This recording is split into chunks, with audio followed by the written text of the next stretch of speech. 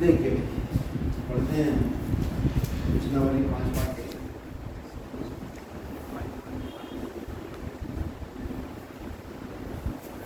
तीन तरह का 4 है, 4 ऐसे तारीखें आगे बढ़ती जाएगी, पढ़ाई नहीं करोगे सीधे छुट जाओगे। देखिए 19वां सवाल, ये सवाल जब आता है तो सबके नंबर आ जाता है। ध्यान से सुनना, gx एक फंक्शन है, x माइनस ये जो लिखा है वो है ग्रेटेस्ट इंटीजर फंक्शन, महत्तम पूर्णांक फलन। क्या कहते हैं इसको? महत्तम। इस महत्तम पूर्णांक फलन का मतलब है समझ लो शॉर्ट में कि अगर 2.3 का महत्तम पूर्णांक निकालेंगे तो 2 आएगा, 3.2 का निकालेंगे तो 3 आएगा, माइनस 1.2 का निकालेंगे तो -2 आएगा, और माइनस 0.3 का निकालेंगे तो यानी जो भी संख्या है उससे जस्ट पहले वाला पूर्णांक इस महत्तम पूर्णांक फलन का मान होता है। ठीक है, अब मान तो लिख रहे हैं कम वाला और नाम है इसका महत्तम। ऐसा क्यों? छोटे में सबसे बड़ी 1.2.3 से छोटी तो करोड़ों संख्या है, उन करोड़ों में सबसे बड़ी पूर्णांक बात समझ आ रही है? इसलिए कहते हैं महत्तम पूर्णांक फलन, छोटों में सबसे महत्तम में भी सबसे महत्तम। चलो अब बताना है कि इसके पूर्णांक बिंदुओं पर ये असंतत है, ये हमें क्या ज्ञात करना है? पूर्णांक।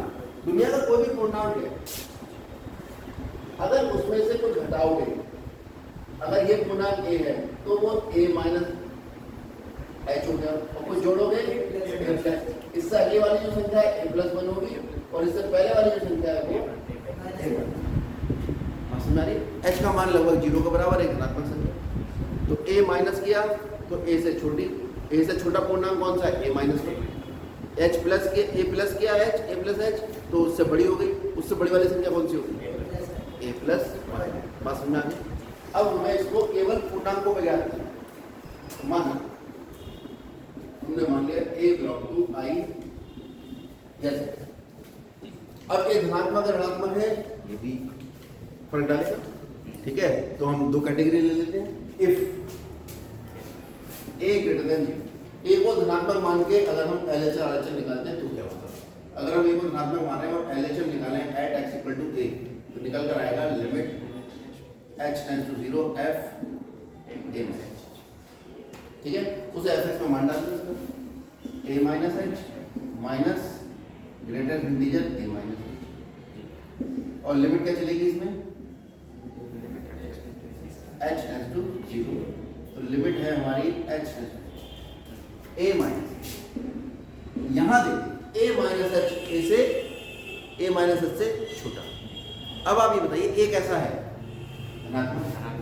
अगर धनात्मक में से कोई संख्या घटाओगे तो उससे कम हो जाएगी, और जैसे ही उससे कम हुई यानी आप आ गए यहाँ थोड़ा सा पीछे, तो इसका ग्रेटर इंटीजर कितना आएगा? महत्तम पूर्णांक कितना आना चाहिए? a माइनस बनाना चाहिए या a आना चाहिए? a माइनस बनाना चाहिए, तो ये आ जाएगा आपका a माइनस। तो ये आ गया आपका limit h tends to 0 a minus h minus 1। यहाँ पर h का मान रखेंगे, h का मान रखेंगे तो a माइनस 0 a माइनस 0 हो जाए। पहले हम h को एक धनात्मक संख्या मानते हुए महत्तम पूर्णांक फलन ज्ञात करें। a को धनात्मक मानेंगे, a में से कम गया, a में से कम गया, पीछे चले। अब a से पहले कौन सा पूर्णांक है? a माइनस, क्योंकि महत्तम पूर्णांक फलन तो पहले वाला छोटों में सबसे बड़ा पूर्णांक देता है। तो इससे ये कट गया, h का मान 0 रख दो, कितना आ गया? माइनस 0 प्लस 1, a से कैंसिल हो गया, कितना आ गया? ये आया है आपका limit h tends to 0 f a minus. अब निकालेंगे हम RHS, वो आएगा limit h tends to 0 f a plus h, limit h tends to 0 a plus h minus greater integer a plus h। क्यों? क्योंकि हमारा तो फलन ये है फंक्शन f क्यों लिख रहा हूँ? जब g दिया है इसको g लिखो।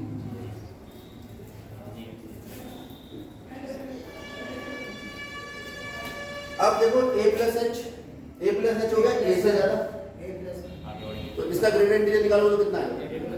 कितना आएगा? अरे लगाया नहीं दिमाग को। अरे भाई अगर ये 2 है और ये 3 है और यहाँ 2.3 है और यहाँ 1.2 है और ये 1 है, 2.3 का ग्रेडियंट इंटीजर कितना आएगा? मतलब पूर्णांक बोलो, पहले वाला आता है ना, 1.2 का कितना आएगा? 1 आएगा। तो बस हमें तो ये देखना है कि 2 से आगे या 2 से पीछे। तो अगर ये a हो गया, ये a प्लस h हो गया, ये a प्लस 1 हो गया, ये a माइनस h हो गया, ये a हो गया, तो a प्लस h का ग्रेडियंट इंटीजर कितना है?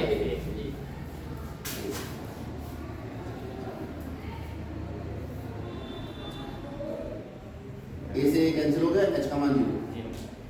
तो हम देखना है कि LHL बना रहा है और RHL 0। Limit h tends to 0 g a minus h बराबर नहीं है limit h tends to 0 g a plus h। So gx is not exist, is not continuous तो हो गई। जब लिमिट ही एग्जिस्ट नहीं कर रही तो कंटिन्यूटी का तो मतलब ही खत्म हो गया। Is not continuous at x equal to a greater then